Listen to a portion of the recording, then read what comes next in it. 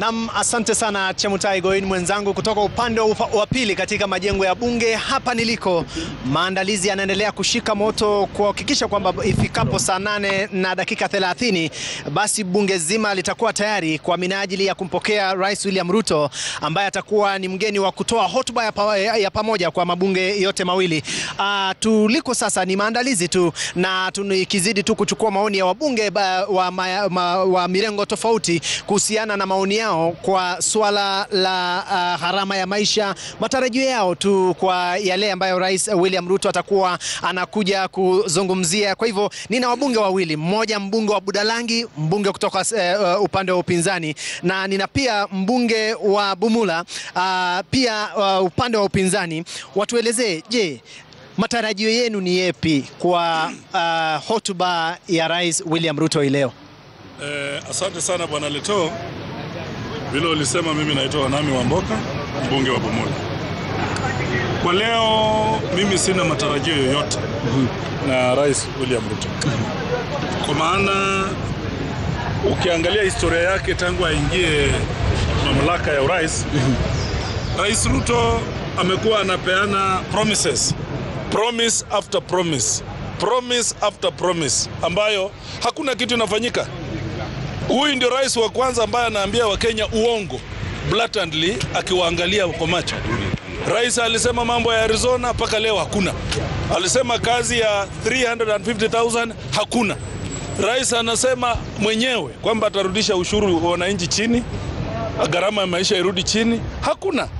Sasa leo hii hata tukiongelea mambo ya leo, jana Leto, ile ID mtoto anatoka shule, hana kitu, hana mbele, hana nyuma, hana hata maisha. Unasema ndio achukue ya ID, lazima alipe hela. Mtu hata birth certificate, hata ukioa hauna, ndio unaanza maisha. Hata sasa Leto, ile ya ajabu sana ni kifo. In Kenya now to die is very expensive, kwa sababu rais ameongeza ushuru wa kila kitu.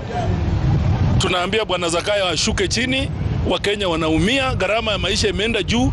I do not expect any serious thing out of President Ruto's speech today. Mbunge wa Budalangi, labda kwa upande wako, kumekuwa na juhudi za kufufua sekta ya sukari kwenye eneo la magharibi ili kutengeneza uchumi ya eneo hilo. Je, kama wabunge na viongozi kutoka eneo hilo, mumeridhishwa kufikia sasa? Nataka kuambia hatujaridhishwa mpaka sasa mipango ya serikali kufufua factories zetu za miwa, kwa sababu hata tayari walizifunga. Wacha kufufua, sasa walipata zikiendelea, sasa wamezifunga. Wananchi huko wanateseka, wale miwa yao hawana mahali ya kupeleka, factories zimefungwa, wafanyikazi hawana kitu ya kukula, hakuna hata pesa yote inatoka kwa serikali inapelekewa wakulima. Kwa hivyo hata hawana mpango ya kutengeneza hiyo mambo ya sukari.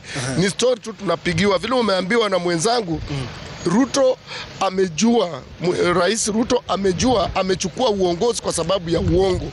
So yeye ana thrive tu kwa uongo kila siku, ndio watu wampende. So kila kitu anasema hakuna ya ukweli. Alituambia ameenda kutafuta kazi Germany, hakutuambia hii kazi kategori yake ni gani, engineers ni wangapi, computers ni wangapi, nini. Na hatukuona hata mtu mmoja akienda Germany. Sasa anatuambia ndio agent wa kwanza kupeleka watu nje. Sisi hatukuambia president atuuze slave trade. Hii kazi amesema amepata Saudia, hajatuambia ni kazi gani ya umaid. Kwa sababu tunajua vijana wetu wanaenda huko wanafanya kazi ya slave trade. Wanakufa, wanarudi hapa. Kwa hivyo rais ajue sisi tunataka create kazi hapa, promise kazi hapa. Hatutaki agency yake ya nje.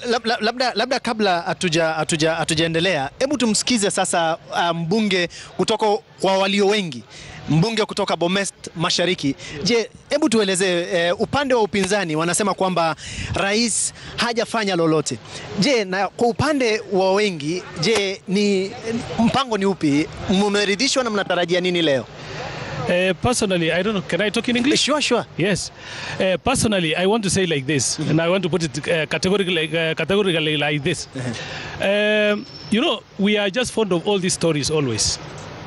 From the time of Moi, we came to Mwai Kibaki. we came to Uhuru Kenyatta. And in all that time, everybody was saying Moi must go. Later on, Kenyatta, Mwai Kibaki came. And he did very well. After that, Mheshimiwa Uhuru Kenyatta came. When Uhuru Kenyatta came, people were saying Mwai Kibaki was much better. And then this time around again, Ruto has come. People are still saying the same thing. He's doing the wrong thing. And I think this is the tune. It is going to continue like that. But I want to tell you that the same people who are talking like that are the people who went away with money. We were still struggling, and I think the president has done his best. We have done as a Kenya Kwanza to our best. We are trying. Yes. Sasa inakuwa mingi, wacha niomwambie. You see, huyu ndugu yangu is coming from Ruto. Honestly, for him to say that people are just saying. We know cost of fuel has gone down in the world. Okay? Tanzania has lowered the cost of living. Uganda has. Kenya has not. So for my brother to say that it's a normal thing, he's living in deceit. Two, Leto, no single sector in Kenya is working. We know healthcare is not working. They have done away with the NHIF. Now they want to bring another thing, that they have their companies. They want their companies to continue looting the country. Healthcare is not working. Education. Teachers are crying. No capitation money. I met teachers yesterday in Mombasa. And they don't have money. In fact, most of them could not travel to Mombasa because there's no capitation. Machogo has just been lying to them. Ruto has just been lying to them. Education sector is down. University education is collapsing. I'm a chairman of PIC, Education and Governance. I can tell you for free, at this rate, parents are going to hold their children at home because the sector is gone. As Kenyans are suffering, these people are just making money.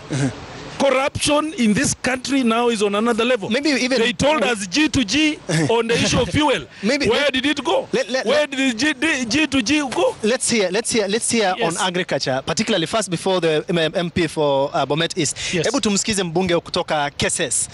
Umesikia masuala yote ambayo upande wa upinzani unazua. Je, nyinyi kwenye sekta ya kilimo mambo yakoje? Whereas you would hear what you should expect from the opposition, especially my brother Mamboka here. But the truth of the matter is in Kenya, and he really understand the situation where we are in. KRA failed to collect a target of 80 billion. We have to agree. That is a matter of reality. We are in Kenya together. Why? Of course, you understand how the situation is. Overtaxing. Now, whichever way they want to put all this together, whether you overtax or what, the reality is the situation where we are in now.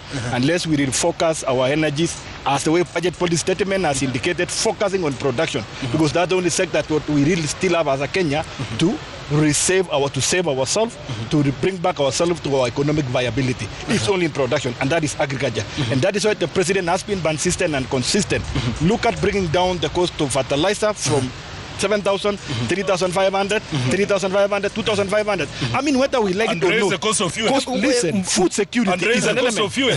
A country that has gone to a level where you are expecting somebody else to feed your people is no longer a country. To the extent the other day our minister was going to Zambia to ask for land. What now the president is doing is to look at the policy of empowering the farmer to produce fasting food, because food is a food security. Number two, it is the only economic sector that is going to revive our sector. Because under production, manufacturing will come from there, aggregation will come from there, employment will come from there. Kuna maswala tumsikie mbunge 2 years down the line, this man is still talking about Ruto came to Western and said, especially in Zoya, that immediately after 100 days in power, I will bring a new machine. Order members. So he's lying. Order members. Tumsikize mbunge wa Budalangi. Tumsikie mbunge wa Budalangi. Yes, order. Now I want to say this. I want to start from here. Has waived loans on sugar belt areas, which is Western. You have closed factories. There is no way where you are talking. Okay, mbunge wa Budalangi. I will start from this. Yes. It is not time for a government to lament. Yeah, man. It is the time the government is supposed to be acting. Yes. This gentleman is talking about some people who went away with money. Why don't you arrest them? Yes. You know them. Arrest them and charge them in court of law. Don't lament. The book of lamentation is now we are done away with. You are in power. If you can send police officers to kill innocent Kenyans on the streets who are just demonstrating, telling you that things that we are not doing well, we are hungry, carrying a sufuria, telling you as a government, we are hungry, please do something for us to shoot them and kill. Then you want to cry of people who have stolen our money that have made the same people to cry. Go arrest them. You know, and the other thing, don't tell us about production that will lower the cost. If you increase the fuel, how are you lowering as you go to till the land, you will be using fuel, which is very expensive. The MP for Bomet East, Yes, are you satisfied satisfied with the measures to collect the taxes by the current administration? Sure, I'm very much. Do you expect him to I'm very much okay with the issues, the measures which has been put in place. Because let me tell you, this is the taxes we are using to run the country. We cannot be always living in denial. The issues which about the issues of subsidy. Subsidy, you know, we were living in denial because if you subsidize, you just know that we are now, even as we are talking now, we are trying to pay back around 65 billion, which the issue of subsidy of fuel, which was left by the last regime. And we are just trying to accept these issues. Regime which Ruto was the deputy president. No. Was the deputy president. Raila took over. Raila took over later on. Raila came and then he became the deputy president. Let me tell you this thing. These people, even if they win power today, they will not accept that they have won the power. They will still complain. In fact, it is these people who have not known. Let one day they are already in government. Making sense They are campaigning. We are not having any debate here. Let them wait. We are only 1 year and a half. We are only 1 year and a half. We are telling 1 year and a half. Let's just wait and see. Okay. Tumekuwa na wabunge wanne, mbunge wa Keses, mbunge wa Bomet Mashariki, mbunge wa Budalangi na mbunge wa Bumula, wote wakitaka kukabana koo kwa minajili ya wanatoka pande zote mbili za bunge, na wote wana hisia tofauti kuhusiana na hotuba ya Rais William Ruto alasiri ya leo. Lakini kabla turejee kwa mengi zaidi, naona nikiwafukuza kutoka eneo hili niwalete wengine tuende kuona kama taswira itakuwa sawa. Lakini sasa Crispin Otieno, kama unanisikia katika eneo ama kaunti ya Kisii, chukua usukani na utuelezee watu wa Abagusi wanasema nini na wanatarajia yapi. Kazi kwako.